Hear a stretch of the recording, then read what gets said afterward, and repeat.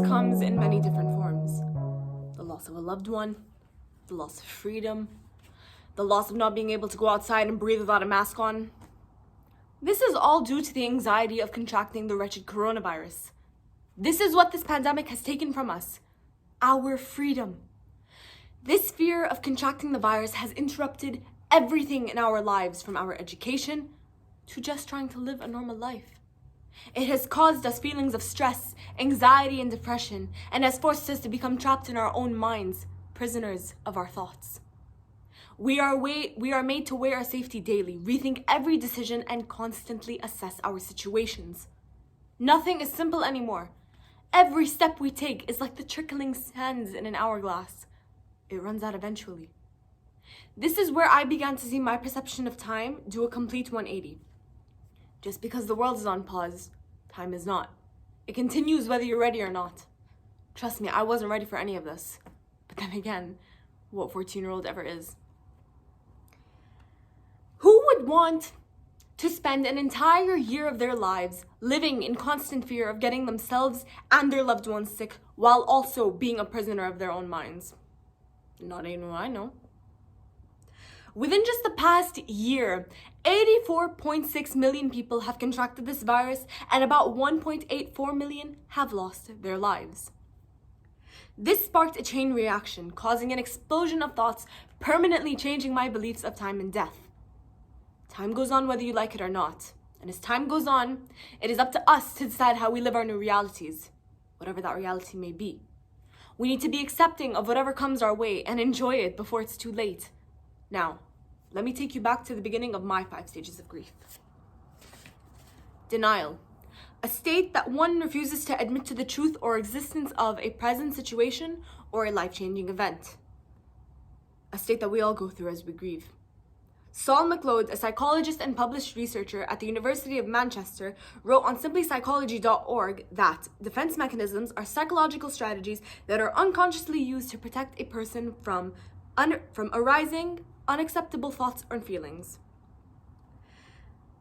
We used to say, oh my God, this virus is just gonna go away soon and everything's gonna be fine.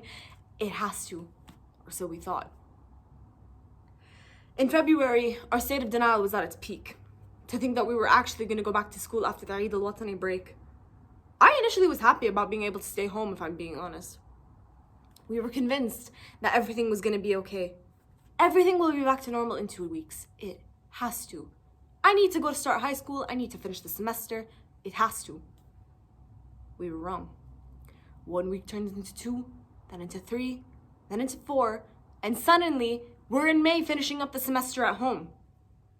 Honestly, I kept telling myself that things would be back to normal and that everything was going to be okay and that I would start high school like a 14-year-old would. But here I am, a high school freshman starting my high school career online and having to adapt to the changes of the pandemic. On top of all of this, the propaganda and media inflating the situation made me start freaking out and forcing myself to give myself a sense of false hope that everything would be okay. Part of me hoped the lies I was feeding myself were actually true, but I knew they weren't. They were just a fantasy, a dream of what reality could be.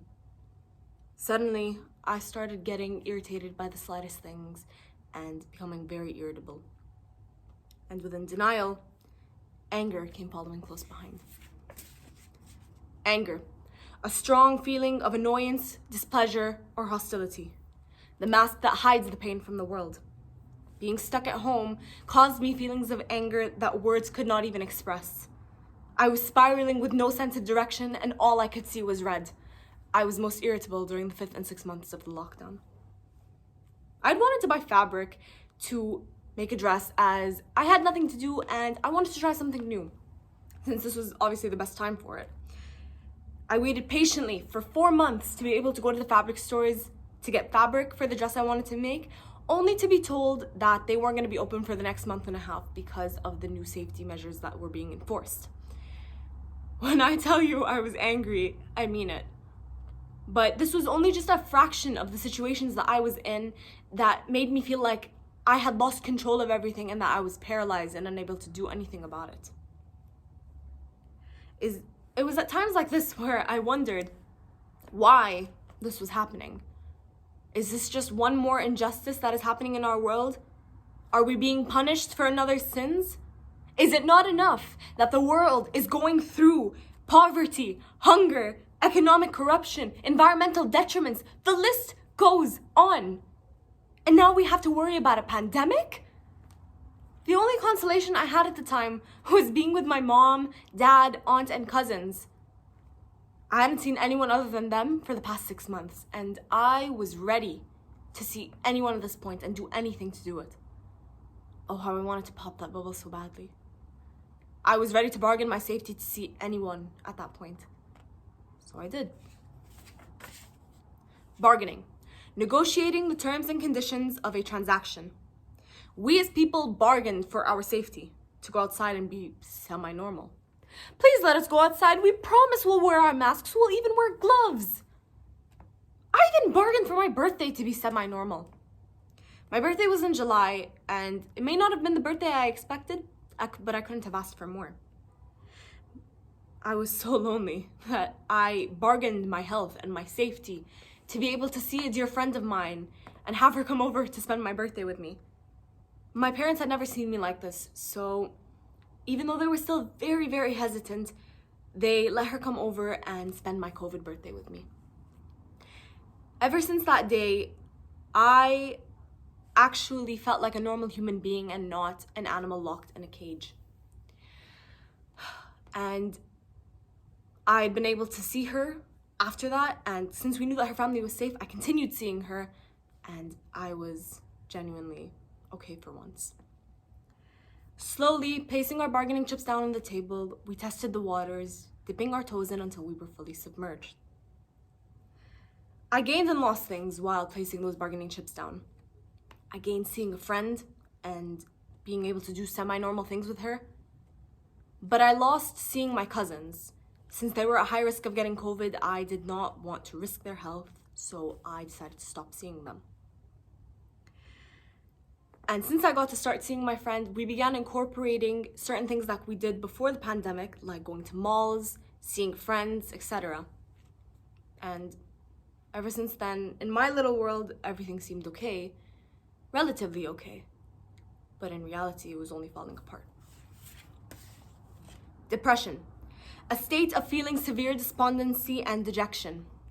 A state where I began to spiral into sadness. With a rise in COVID cases, anxiety levels increased, and the depression began sinking in. I began to worry about leaving the house, and I became stuck in an abyss of negative thoughts. My dreams turned into nightmares reflecting how I was feeling, and I became very, very distant. Online learning had been quite the challenge as I was still adapting to the changes. And it stressed me out so much to the point where I would break down at least twice a week. I recently wanted to make brownies, specifically the Betty Crocker fudge brownies. Delicious. But I didn't have any of the mix at home, so living right next to the Jamia, I decided, let's go walk, let's go get some brownie mix. I put on a brand new outfit, my high-heeled black combat boots, and I walked. When I got inside, I was horrified. I was greeted with a sea of people, and internally, I started freaking out. My fight or flight kicked in, and I decided to just suck it up, go get the baking mix, and leave as fast as humanly possible. As I approached the baking aisle, I was greeted by a man from the Ministry of Health who asked if I wanted to take a free COVID test. At that moment, I realized how dangerous this actually was. I kindly declined, and I explained that I was always at home and that I was safe, and I sprinted to the baking aisle, only to find that there was no brownie mix. I left as fast as I could, and as I was leaving, I was holding my breath. When I got a second to think clearly outside, I was horrified. I almost broke down crying right then and there in public, but I decided this can wait till you're at the house. When I got home, I got a call from my sister, and she told me that she had gotten COVID. And then came the waterworks. I broke down crying on the phone with her, and I could not stop. She's my older sister, and we're two kids in the family. So she was a second mother growing up, and I couldn't help but worry for her, even though she told me that she was asymptomatic. To make matters worse, it's not like she was here in Kuwait with me.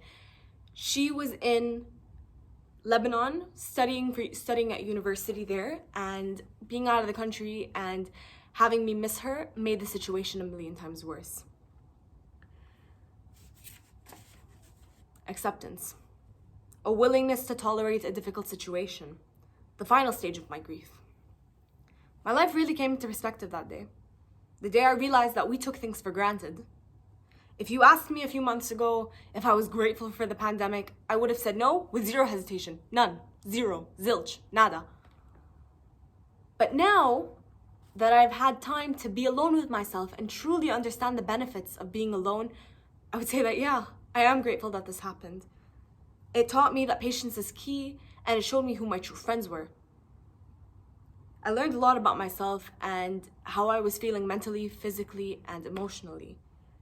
I learned that I'm very introverted and that I prefer staying at home rather than going out, which is quite surprising, really, as we've been staying home for the past year. I'm quite comfortable with online school now, not as stressed, depressed, or repressed. And this was an eye-opener, as it made me realize that we're in times similar to those of war, and that this was survival of the fittest. Because of seeing all the death and sickness around me, I started taking my vitamins, eating healthy, exercising, and taking care of myself seriously. Because by doing this, I was not only preserving my body, but my mental health as well. I may not have control over what's going on, but I have control over my body, and that reassured me and made me feel like I was okay despite the circumstances. I'm gonna give you a piece of advice that my mom gave me. Yes, plan for the future, but enjoy the present. Make the most of it. This is a time that we're not gonna be able to get back once it's gone. So we need to cherish it. We need to enjoy it, and we need to spend it doing something that we love or with someone that we love. This entire experience feels so unreal, like something that would happen in only our wildest dreams. As Edgar Allan Poe once wrote, "Is all that we see or seem just a dream within a dream?" Thank you.